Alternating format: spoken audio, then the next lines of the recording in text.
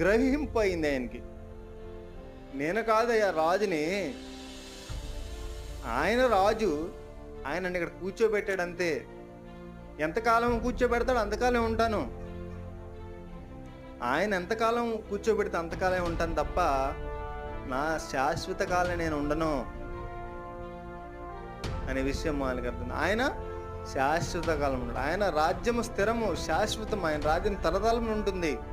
ఆ విషయాన్ని గుర్తెచ్చుకొని దేవుణ్ణి స్తుతిస్తున్నాడు, దేవుణ్ణి ఘనపరుస్తున్నాడు.